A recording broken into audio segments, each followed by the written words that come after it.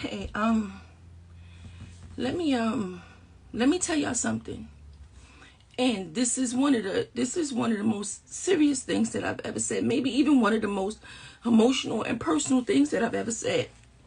And it has to do with DMX, and it has to do with his passing. But not only his passing, but his childhood and what he has went through. What we have went through. Now, my relationship with DMX, we wasn't super close, but we had time enough to be able to talk to each other. And coming from similar backgrounds, there's certain things that I need y'all to understand. And this is not what somebody told me, this is what he said to me. He said, you know, when he was younger, his mom had took him to a children's home and said that they was just going to visit. And she left him there. She took him there and she left him there. And he was too little to be there. Too little to understand how to defend himself, how to take care of himself and everything else. But he did it. And he survived it. And we all have our ways of dealing with it. I've been through that system. I've been through that. I know what it's like when people think that adults don't care about children. I know what it's like to run the streets, sleep on the train, sleep in the hallways, try to sleep at friends' houses, have people tell you you could come stay at their house and their brothers are trying to mess with you, or even their fathers and adults and uncles and shit. I know what it is like. And we all handle it differently. We all have our demons. When people would see me and say how angry I was, they didn't understand what I had endured and what I went through. And as soon as me and DMX came in contact with each other, as soon as me and Earl came in contact with each other, we already knew what was done to that spirit. And it makes you overly aggressive. It makes you seem angry to people. It makes you seem mad to people. So people try to find whatever they can in order to overcome that. Some people turn to drugs. Some people turn to drinking. Some people turn to other things. People wonder why we give so much. The money that I make now, right? I give most of my money away to children who are in foster care and going through situations. You know why? Because there was nobody to do that for me. There was nobody to do that for me. So I do that. I give back.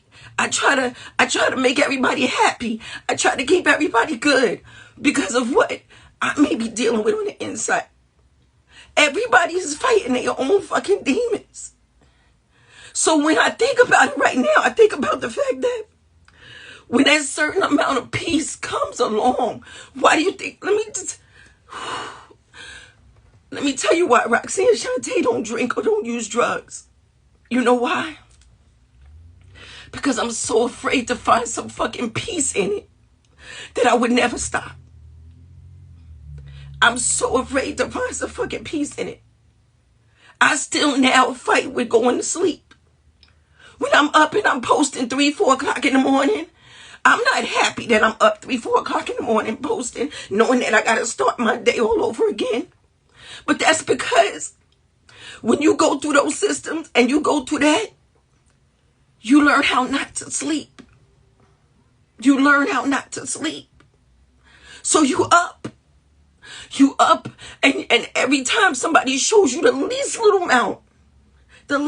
amount of some type of deceit, or you catch somebody wrong, you so quick to let go because you know that as soon as you let your guards down, as soon as you trust somebody, something bad can happen.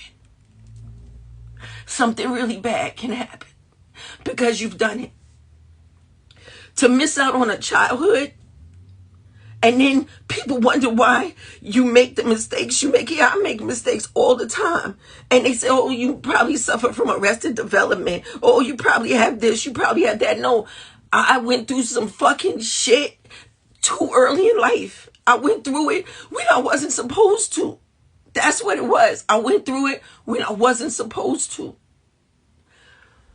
And it's just so hard when you see people saying mean things and doing mean things, and even when you online and people are posting and saying negative things and saying all this other foul shit, you learn to just see past it. You learn how not to you get a tough skin because of it.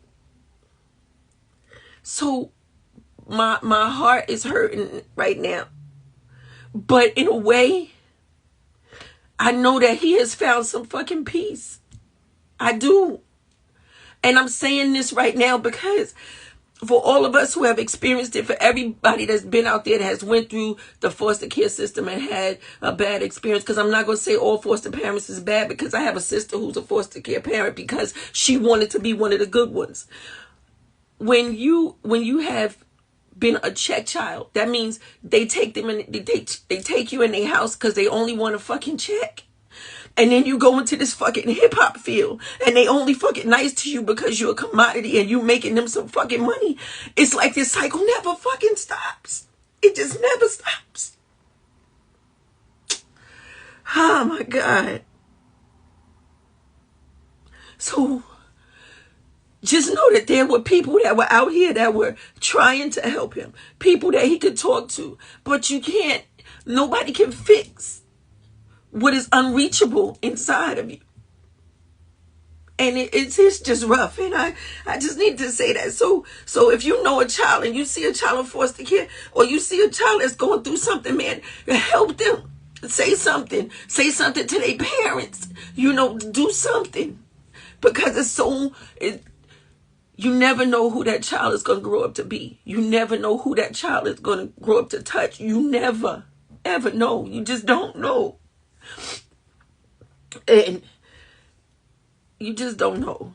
So I'm just saying, anybody that has been through it, I know it's hard, and I know that you're dealing with it, and I know you done seen enough social workers to save you a lifetime.